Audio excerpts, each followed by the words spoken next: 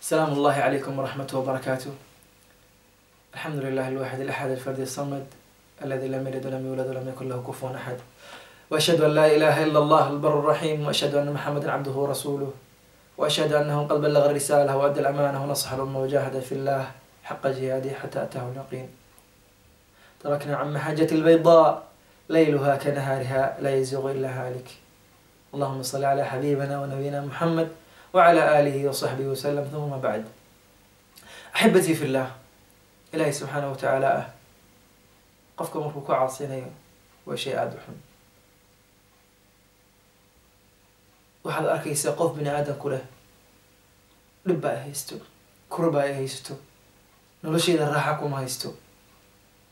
sidee baad raaxa ku helaysaa? ilaahaygi ku abuurtay baad ku caasiday. ilaahaygi ku abuurtay baad maanta o dhan waxaad ula jirtaa, dagaal ugula jirtaa, xarbi kula jirtaa. ilaahay baa macaasi iyo xumaan iyo wuxuuna raali ka ahayn xuduudda ilaahay baad jaraysaa. mar walbo xuduudda ilaahay baad u gudbaysaa. ilaahay subxaanahu watacaala sida buu kuu siinayaa raxmadiisa iyo naxariistiisa. albaab walbo oo ilaahay subxaanahu watacaala raxmadiisa kaga soo tegay lahayd waad iska xirtay. hadday ahaan lahayd caafimaad, hadday ahaan lahayd naxariis, hadday ahaan lahayd bari lwaalideyn sida waalidka loogu bari falo, hadday ahaan lahayd ilmahaga hadday kuu baari fari lahaayeen, ilmaha gabadhaada mise wiilkaaga kuu baari fari lahaa, haddaad risqi heli lahayd, waxaasoo dhan way kaa xirmeen. maxay kaaga xirmayaan? maxaa xirayo? macsiyadaadan ogeyn, adiga aada yaraysanayso oo ilaahay subxaanahu watacaala ay ku abuurtay weynaanshihiisii aada garan weysay. ha fiirinin xumaanta aad samaynayso yaraanteeda ee waxaad fiirisaa qofka aad ku caasinayso. wallahi aladi laa ilaaha illaa hu, qol walf walbo anaga inaga mid ah markuu xisaabiyo uu fiiriyo, yacni intuusan sameynin ka hor uu ka fikiro xumaanta markuu sameynayo iyo qofkuu ku caasinayo. wallahi aladi laa ilaaha illaa hu xumaan muusan gali lahayn. laakiin waxaad ogaataa xumaan walba aada samayso in risqi lagaaga xirayo, uu risqigaagii uu sabab u noqonayo inuu kaaga hor istaago. ha ahaato risqiga, ha ahaato barakada cumriga, ha ahaato raxmad walba ilaahay kusoo dejin lahaa. laa ilaaha ila allah. maalin maalmaha ka mid ah baa nin wuxuu u yimid ibraahim aladham baa wuxuu ku yiri, ibraahimow, nafteydii baa waxaan kaga maari waaye ina ilaahay subxaana watacaala ku caasido. mar walba ilaahay subxana watacala bay ku caasidaa, xumaanta inaan ka reebo. wuxuu ku yiri inaad imaanisa baan doonayaa. wuxuu yiri waan ku waaninayaa oo 5 shay baan kugu waaninayaa, 5 shay baan kuu sheegayaa. shantaas shay haddaad mid kamid ah aada garato, mid kamid ah aada awoodo, ilaahay sida doonta ugu caasi. ee addoon ilaahay leh matiida waxaa tahay addoon shahwo leh, shahwadiisa rabbi uu yahay, sidaa doonta samey. kadib baa wuxuu ku yiri ii sheeg. walaal iga dhegeyso 5 shay uu yiri. laa ta'kul min risqi illah wacsi illah.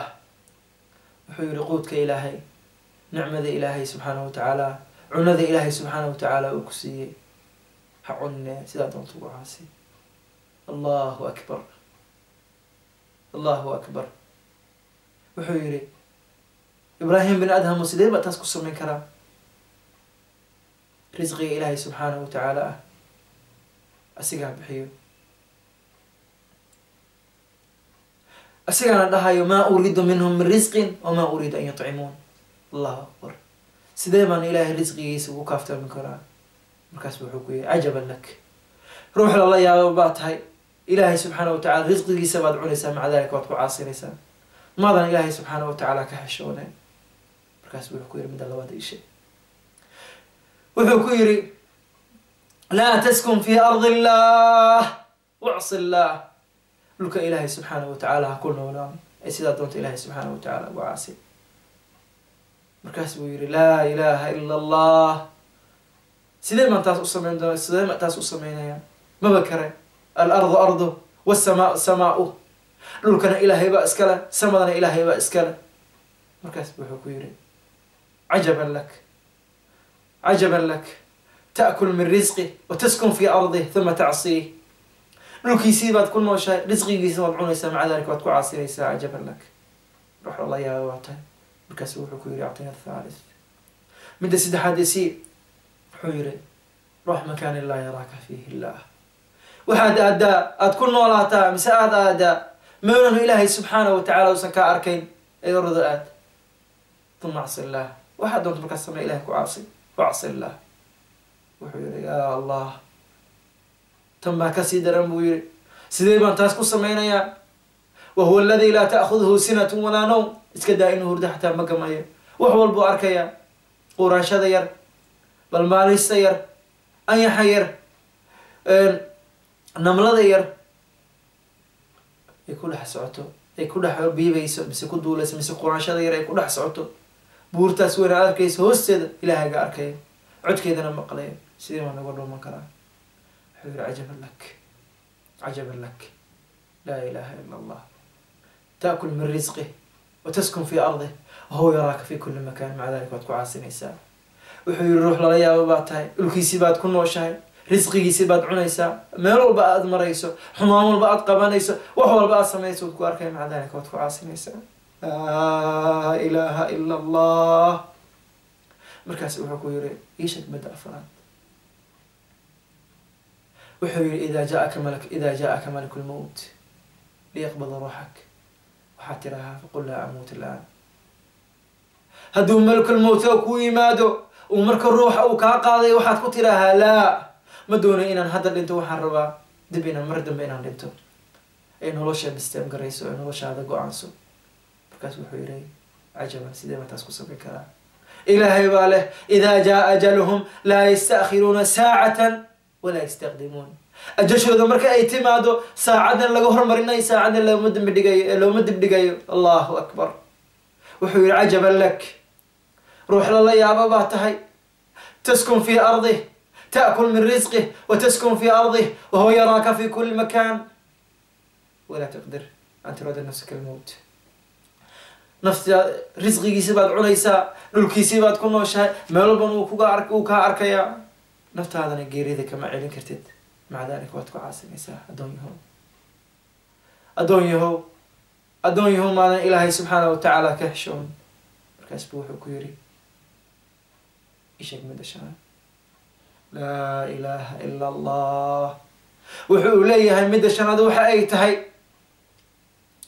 markii malaaigta ay ku wado malaaigta naarta ay ku wado ay naarta ay kusii wado waxaad ku tiraahaa